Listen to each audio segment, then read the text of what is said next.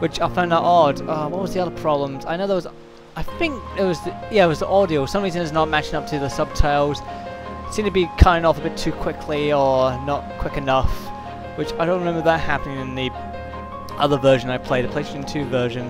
But the problem is, if I say don't go and buy this from Xbox Live or PSN Network, it would mean you're not supporting for Beyond Good and Evil 2, which I really want to happen. It's not been cancelled, it's just been moved over to the next generation of consoles, apparently. So it's still being developed.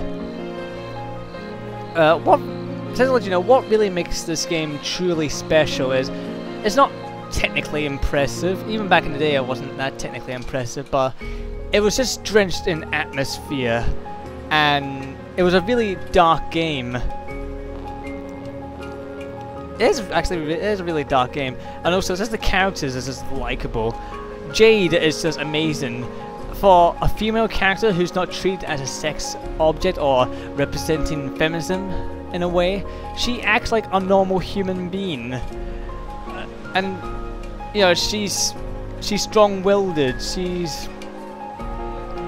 does what she believes is right, and so on. And there's also times when she gets down. Now, I know Double H can be a bit annoying sometimes when he's bringing out the quote of his book, you know, don't break up the team, but if you notice this, there's actually a lot more depth to him than what it appears to be. He's, you know, he believes what he's doing as well. He believes in his duties, or he takes duties seriously. He's also, if you've seen him, he actually holds up Jade when she's feeling down or having doubts that Paige is alive, and he's always there to bring her back up. And especially with the lighthouse scene where she was just, you know, mortified at what's happened, and there he is telling her that you still got a chance to save everyone, Paige and the kids, and she's just got back up. I quite like Double H that way as well. I quite like what Double H has been doing. Don't know what his real name is, but in that lighthouse scene, you can tell that he was in a situation like this. This is when the moment when he kind of mopes away. You can just tell he's lost someone. He's lost friends or loved ones by the DOMs as well. I don't know, that's the impression I get from him. And there's Paige, a really strong father figure to Jade. And you can really tell the relationship, the bond, is really strong throughout the game. Well, not throughout, but when they were together. And this makes it like a clear goal. It's like one of the biggest clear goals. Go find Paige or try and rescue Paige. I think this is now what I like. I'll tell you the other good points is the fighting. I actually do like the fighting a lot. It's like Legend of Zelda, but I actually think it's better, where you don't have a targeting system, but you can attack multiple targets. You can move swiftly to one target to the next target, which I like that. It's very smooth how it does that, and it's very exhilarating as well. Also, the other thing is, I think, what was I trying to think of? There was something else I liked, but I've forgotten now. I like his style. Now, the stealth sections, I know they're not like the best stealth sections, where I think that the point of the stealth sections are they're mainly there to be very atmospheric. Not there just to test your skills and anything like that, but if you get caught, you know you're in fucking trouble, because it's not like you can't stand up against the alpha sections if you get caught, but you're gonna have a tough time if you fight them, so you're always desperately trying to avoid, and it adds tension and weight when you're doing these stealth sections, which I quite like. The only thing is sometimes the camera went batshit insane, which is strange. I don't remember this having trouble with the PlayStation 2 version, so I don't know if there's a strange conversion going on there with the PSN version, the HD version. But yeah, I actually remember scenes of an early version of Jade and Paige where Jade actually wore a white top, and I think she wore green trousers as well. I think it was like earlier versions where she didn't actually wear green, she actually wore like red and so on. And Paige wore different clothes as well, and apparently Jade was a more innocent character, instead of being a sort of tomboyish, sassy girl. What I mean by sassy, I mean she was like spirited and lively. Sassy can mean different things. It can also mean disrespectful and rude. So we're back at the lighthouse.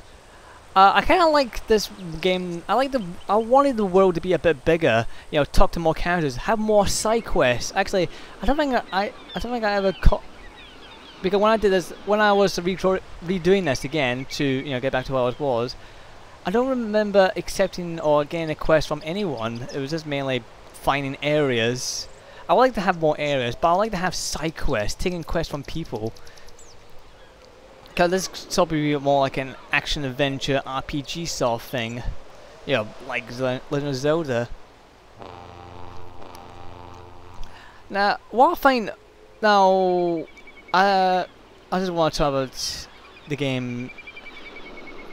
The reason why this game never got the much attention, it was probably I know there's some reasons. The common reasons are mostly there was like other games coming out, like Ratchet and Clank Up Your Arsenal was coming out, which a lot of people were really excited for that. But the reason why I didn't pick up this game, I don't know when I was going to pick up this game, but I know I was in a game store when I still lived in Scotland. I picked it up and I thought, I found this game looked to be very interesting because it was a different style and such. But my friends actually just made fun of me, or at least people I was with. Not all my friends made fun of me, but saying, there's a 7+ on here because we had PEGI rating.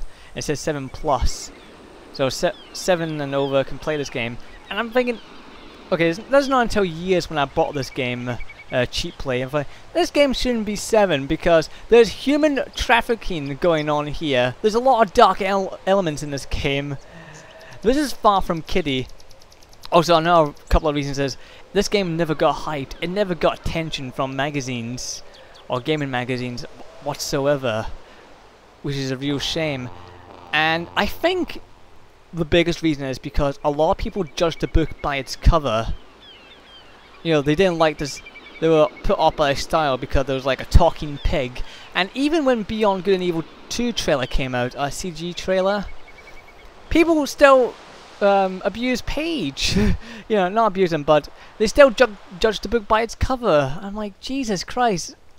This game became like a cult classic, like a hidden gem classic. I don't understand that. But let me just say this: buy the PlayStation 3 or the Xbox Live version to support Beyond Good and Evil 2, because I'm expecting good things from Beyond Good and Evil. But of course, if you can find the original copies, like PlayStation copies or Xbox copies, GameCube or the PC. I don't know if this is from the PC though, and it's just been updated more. But I would probably get the console versions if you can. But yeah, as I said, I would like to see this world a bit more bigger, adventure more into it, and have side quests in it. I actually like to see more upgradable items as well. And actually, would it be... This is just me, but I kind of like to have different clothes as well for Jade. I don't know. Because I thought, that's my thing. Also, I'd like to point out that Jade doesn't wear sexy clothes. She wears clothes that are convenient, or at least they serve a purpose. They're not there to make her look cool or make her sexy, but only to... What's the word? Shit, I kind of forgotten. Well, you know what I mean. This is there to... This is to make life for her easy. Or at least what she's doing be easy. I kind of forgot what I was going to say there. Damn it! There's a certain word. I've been saying it a lot and now I can't say it anymore. I've forgotten. Oh dear. What the fuck was it? I really have forgotten now. I know it's something. Anyway, I love the music in this game. Only one particular song pisses me off, and that was when we were doing the racing. That song pisses me off. It's always played in every race. That's what pisses me off.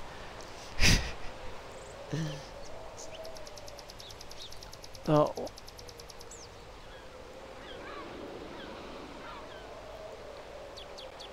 Yeah, sorry, I kind of forgotten. I wanted to say what the way she wear her clothes is.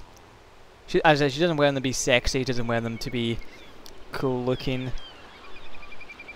I think it's just shit. What's the word? Fuck it, I don't remember. But you probably know what I mean. It's to be more convenient, or they serve a purpose at least. Purpose? Of course they serve a purpose. It's there to serve the wearer's clothes. I find it odd how people call her a black character. She doesn't really look that black. She looks tanned. And of course, this is like a made-up world, so it wouldn't make sense if she's American, or I mean not American, I mean African or something like that. Well, there's Wolf jogging happily. There's Paige. Hey, there's that cat. There's Double H. But yeah, I really want to see a sequel for Beyond Good and Evil 2. I want to see Beyond Good and Evil 2 happen. Because this is a game, is not make you go, wow, this is technically impressive. This is a game that is filled with heart and soul. And you can really tell from this game. If you play it, you can just tell. It's nothing like the games we get these days anymore. This is something that's just special. As you can just tell the developers just put their heart and soul into this game and creating it. What the hell? Double H is getting chased. Oh, there's Wolf with the wasp. No, that's like a fly thing. Hey, Wolf, what are you doing? See, Double H is staying with them. But like I said, I would like to see when I was talking about clothes, I mean more upgradable clothes, like maybe armor or something like that. You know, or they have better resistance. And oh, Wolf is dead! No, you probably know what I'm talking about. I like to see like more upgradable items next time.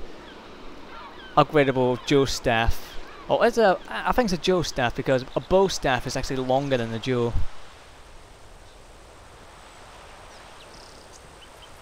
And I would actually like to see more like more support characters. You know, you only just have Paige and mostly Double H throughout. Would it be nice to do missions with other Iris members? With other Iris members? Iris members, I mean. And you could find out more about them, because you actually don't find out much about the other Iris members apart from... Well, you don't know much about H, but as I already said, he kind of shows it and then more than he talks about it. And there's Jade. I think she's wearing different clothes. She is, actually. And a different bandana.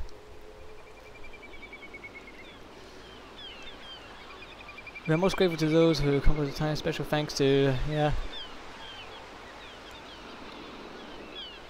I know, this game really deserve a look. It deserves a lot of attention, this game. It's just a shame that it never got it back then. I don't know what else came out then, but I think it's mostly advertisement that failed it as well, and I don't think Ubisoft talked about the game enough.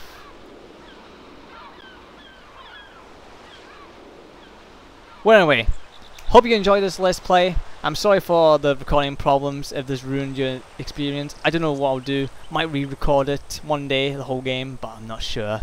And delete this Let's Play. But I don't know. Only time will tell. So I'll see you for the next Let's Play. Toodaloo.